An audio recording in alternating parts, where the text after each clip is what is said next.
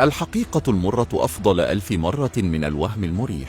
إلا أن ضعاف النفوس يفضلون العيش وسط أوهامهم لتبرير أفعالهم المزعومة رغم إدراكهم في قرارة نفسهم صحتها، كالصحفي سليمان الريسوني الذي خلق لنفسه بربكندا إعلامية رفقة محيطه المليء بأشباه الحقوقيين والمناضلين الذين يحاولون طمس الحقائق بالترويج للمغالطات والأكاذيب في محاولة لتسييس ملف العفو الملكي وتبرئة الريسوني من الاعتداء الجنسي عبر تدوينات وتصريحات مغرضة تهدف إلى التشهير بمؤسسات الدولة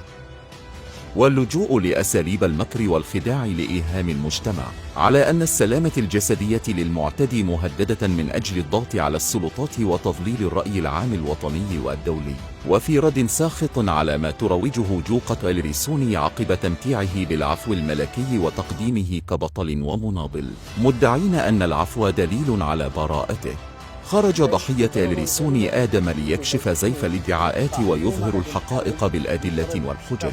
لتفنيد كل ما يدعيه تجار حقوق الإنسان من أجل تبرير جريمة الريسوني وتحويرها من قضية حق عام إلى قضية سياسية، وهو ما تؤكده الرسائل والتسجيلات الصوتية التي تفضح أكاذيب سليمان الريسوني الذي نفى في وقت سابق معرفته بالضحية. حيت انا كتحاب لي واش غادي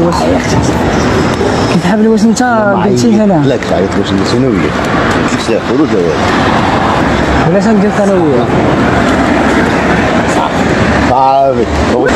صاحبة حاجه ولكن داكشي اللي درت ونضحك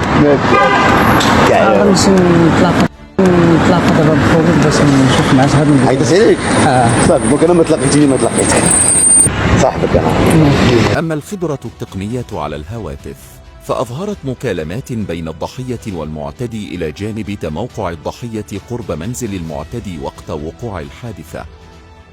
وهادشي بطبيعة الحال راه مثبت بالخبرة اللي دارها قاضي التحقيق اللي تدارت على الهواتف ديالنا، وكذلك اللي تدارت على التموقع الجغرافي واللي بينات ان هناك مكالمات وارده عندي في الهاتف ديالي من الرقم الخاص بسليمان الريسوني، وان الموقع او التموقع الجغرافي ديالنا كان في نفس المكان بالضبط، وكان تموقع قريب جدا يعني في الدار او في المنزل ديال سليمان الريسوني.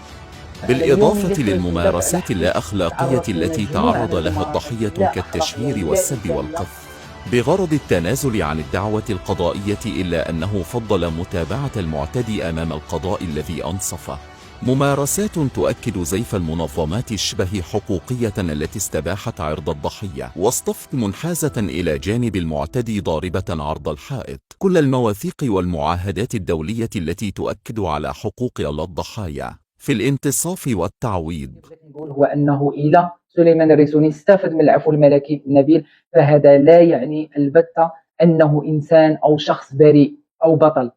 كيف ما كيتم الترويج لهذا الشيء. فسليمان الريسوني في عين القانون وفي عيني يبقى مجرم ومغتصب.